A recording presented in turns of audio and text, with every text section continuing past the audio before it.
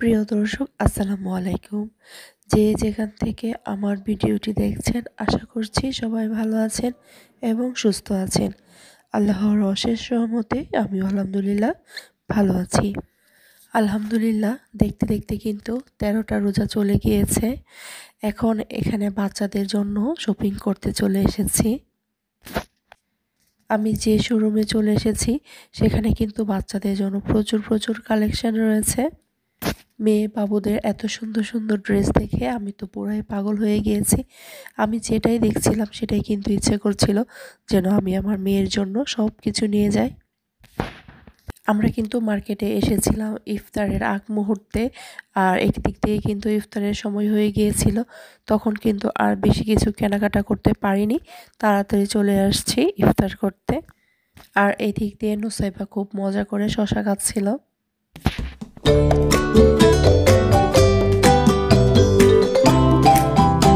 ইফতার করতে আমরা কাচ্চি মশায়ে চলে এসেছিলাম।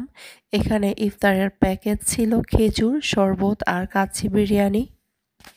এদিক দিয়ে নাফির আপু বলছিল ওরা কিন্তু এখানে পেঁয়াজু অথবা বেগুনি দিতে পারতো, এগুলো ছাড়া কি ইফতার করা যায়? এই বলে ও নিজে থেকে নিচে গিয়ে কিছু পেঁয়াজু আর বেগুনি নিয়ে এসেছিল।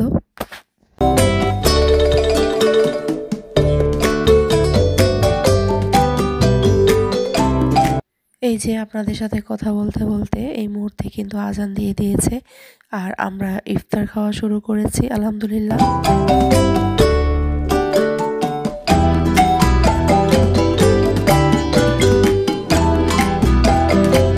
মাশাআল্লাহ, এদিক দিয়ে আমার মেয়েটা তার বাবার সাথে চুপচাপ বসে ইফতার করছিল।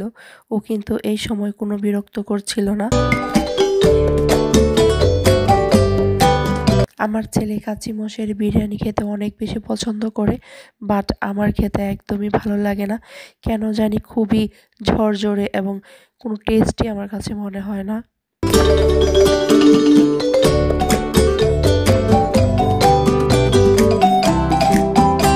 আলহামদুলিল্লাহ, এদিক দিয়ে ইফতার শেষ করেছি, আর নাফির আপু তার কলেজে চলে এসেছে একটা দরকারি কাজে। এই তো আমরা আবারও চলে এসেছি শপিং করতে।